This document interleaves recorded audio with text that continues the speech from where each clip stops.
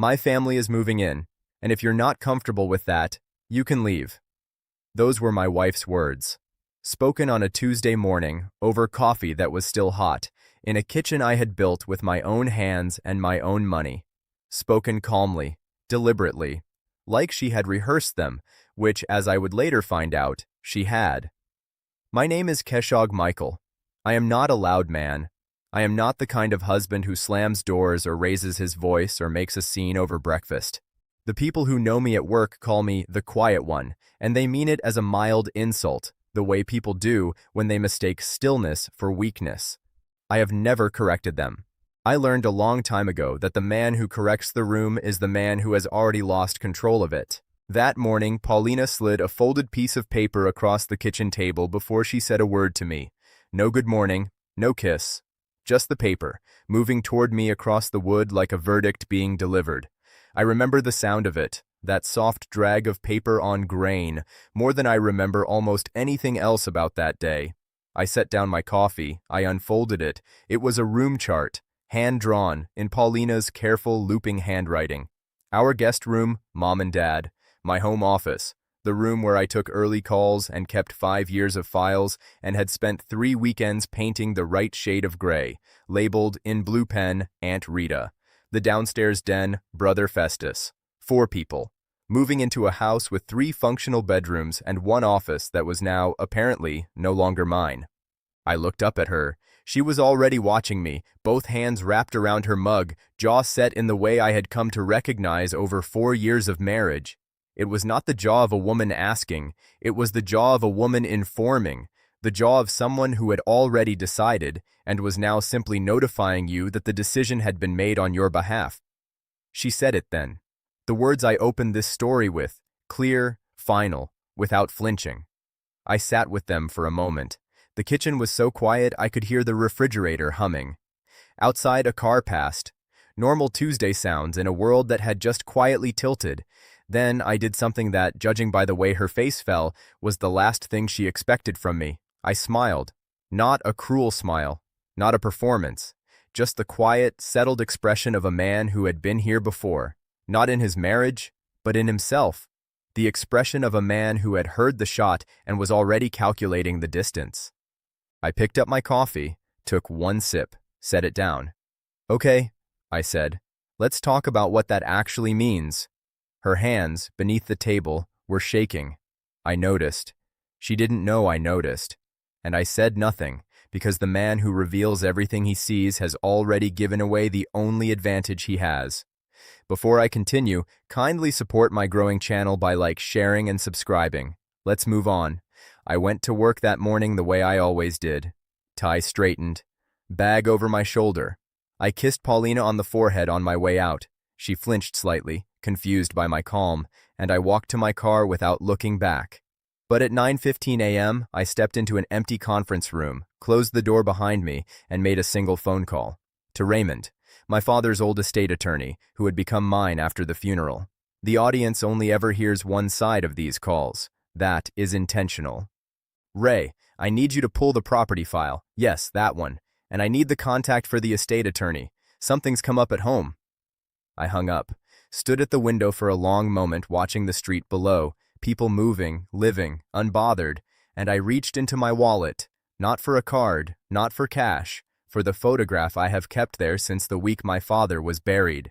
Him at 61, standing outside a house he built with his hands, squinting into the sun, looking like a man who owned exactly what he deserved. I set the photo on the conference table, looked at it. Then I went back to work. That same afternoon, Paulina's phone rang.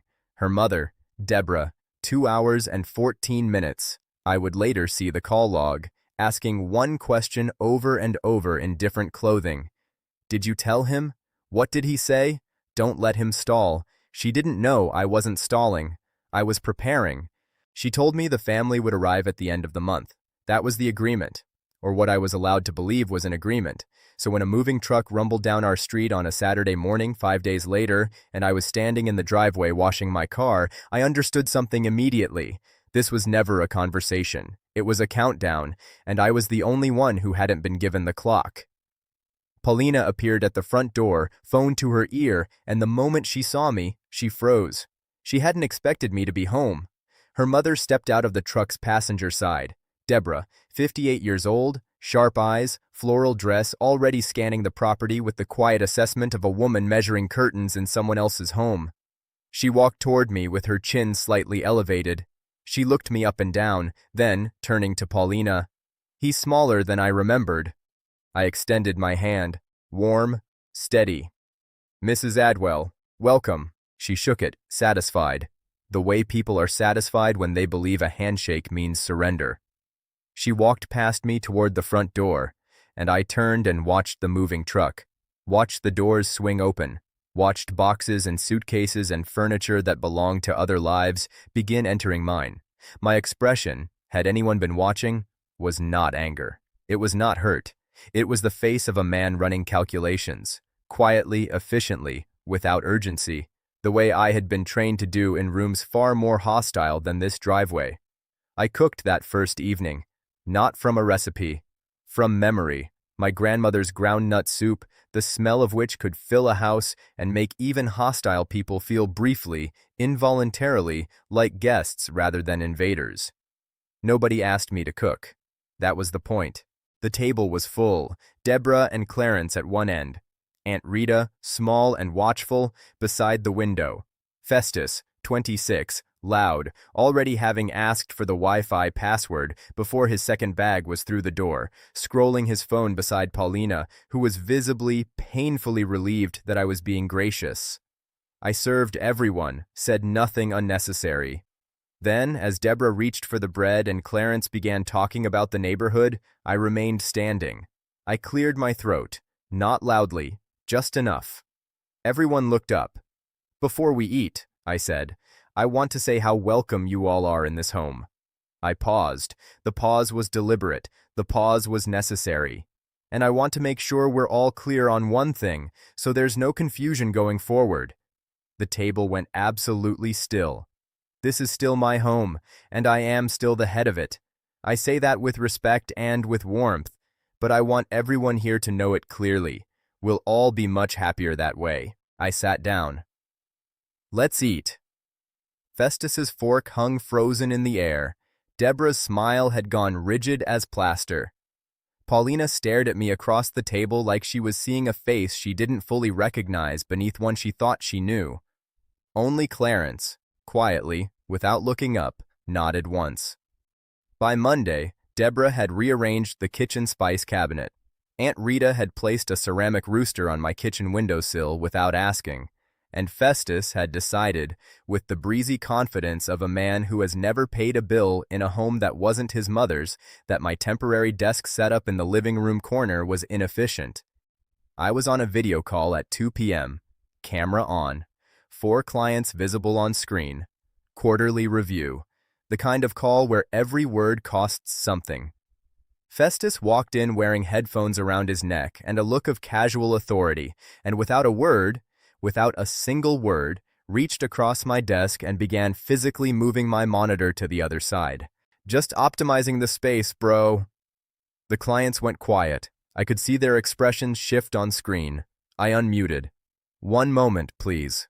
I muted. I turned to Festus. I spoke at a volume the rest of the house could not hear. The camera was still on. The clients could see my face, composed, unhurried, but not my eyes. Festus went very still. He put the monitor back. He left the room. He closed the door behind him with the careful softness of someone who has just understood something they cannot unlearn. That evening, he sat beside Paulina at dinner and said quietly, without looking up, "Your husband's different." She asked him different how. He looked at his food. "Just different." I said nothing. I passed him the bread. It was a Tuesday afternoon when Deborah found the mortgage documents. She was not looking for them, or so she would later claim. She was organizing the kitchen drawers, which is the domestic equivalent of reading someone's diary and calling it tidying.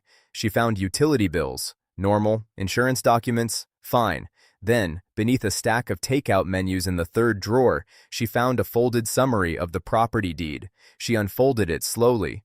Read it. Read it again. Paulina's name was not on it.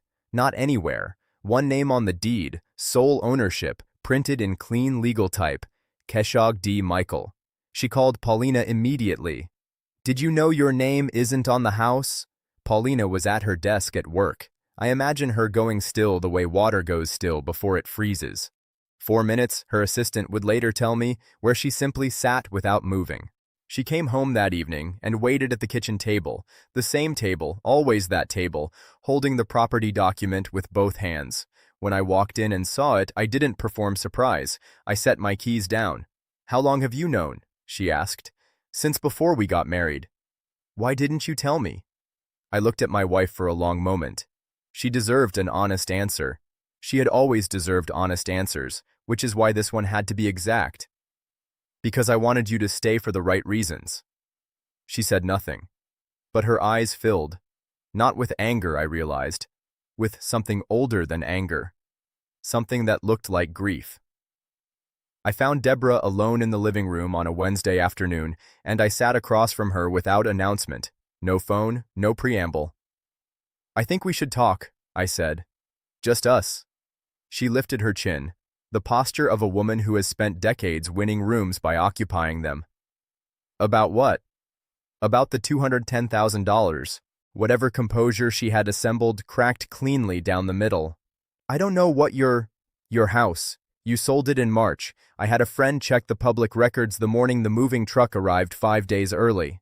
I leaned forward slightly, not aggressively, just enough to close the distance between performance and honesty. "I'm not accusing you of anything, Deborah. I'm telling you I know the real reason you're here. It isn't need. It isn't family love. It's control, and your daughter is the instrument." She said nothing. For the first time since she had arrived in my home, Deborah had nothing to say. "I love Paulina," I continued. "I will protect her, provide for her, and choose her every single day of her life, but I will not be managed out of my own home, not by anyone." I stood. "You have 1 week to find your own arrangements. I'll help with the costs if needed, and that offer is genuine." I paused at the doorway. "I hope one day you understand the difference between protecting your daughter and consuming her." That night, Deborah called her realtor. She didn't tell Paulina why. Deborah worked quickly.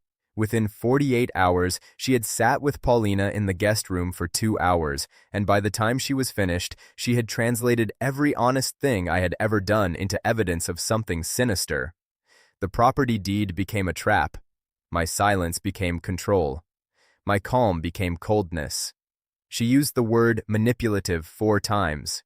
She used the phrase "you deserve better" until it had no meaning left.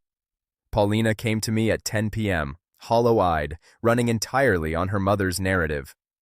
"I think I want a divorce." I looked at my wife. I did not panic. I went to the basement. I came back with the folder, the one I had kept in the fireproof safe beneath a title page that read, "Record of Sole Contribution, Keshog D. Michael." I placed it on the kitchen table. "Open it," I said. She opened it with shaking hands. Inside, 5 years of mortgage payments, appliance receipts, renovation records, repair invoices. Her $12,000 contribution listed, acknowledged, marked in a separate color, because it mattered, and I needed her to see that I knew it mattered. And beneath all of it, a single handwritten letter, dated 3 years ago. Beginning. "If you're ever reading this, Paulina, it means something went wrong. I want you to know, I never hid this to trap you. I built this to protect us." She stopped at the 3rd paragraph, not because she chose to, because she was crying too hard to read. Festus knocked on the kitchen doorframe the following morning. He stood there for a moment before coming in, uncertain in a way I had never seen from him. He sat across from Paulina and placed his phone face down on the table. "Can I tell you something?" He told her about Monday, the monitor, the closed door. "He didn't threaten me," Festus said. "Didn't yell. Didn't make me feel small." He exhaled slowly. He said, "I know your mother has told you that your sister's husband is just an obstacle, but watch carefully in this house.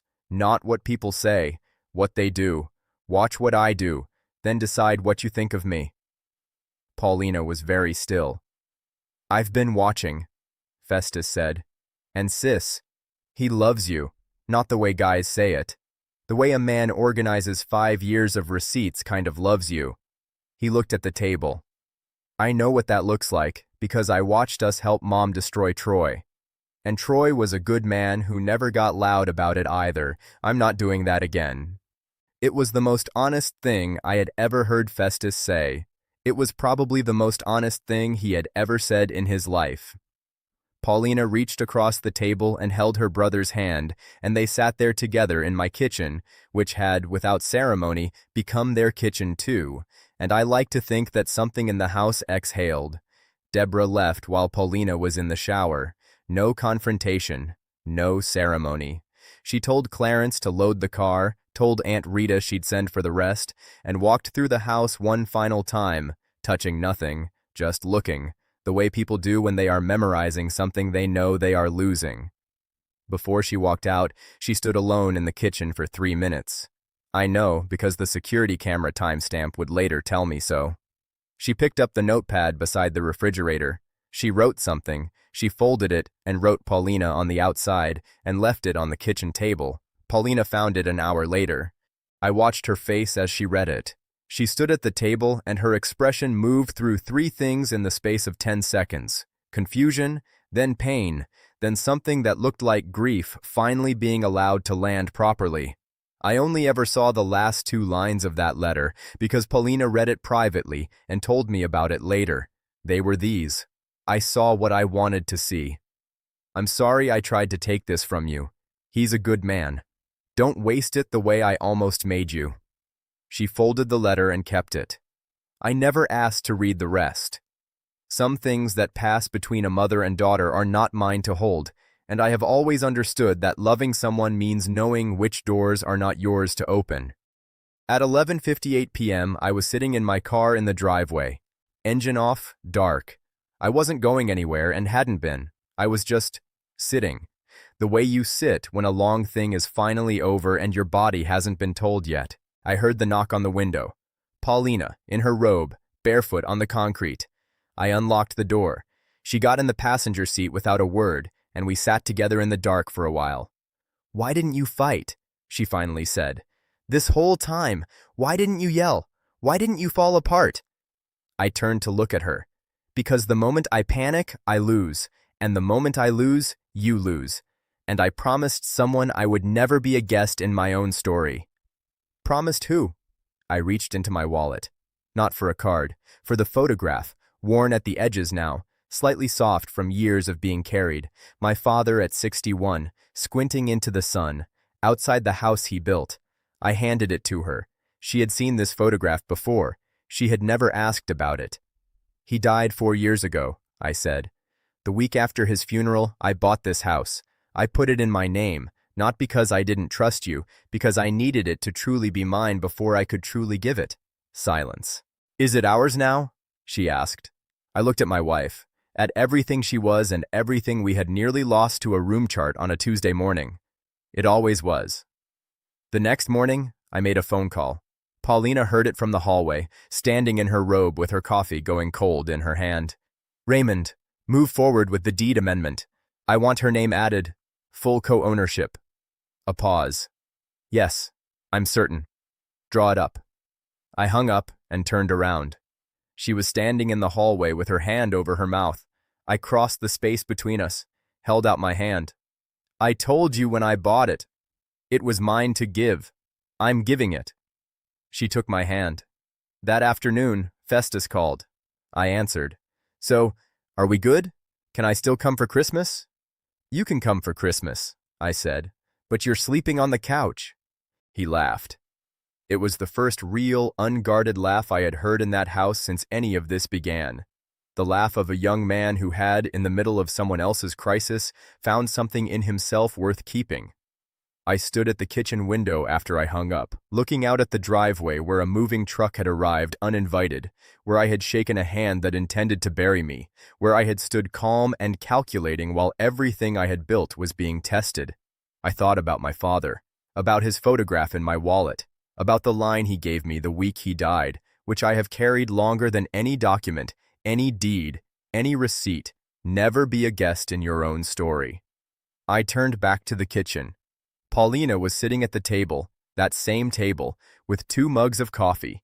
She slid one toward me. Nothing between us now, just space, and the decision, made daily, to share it.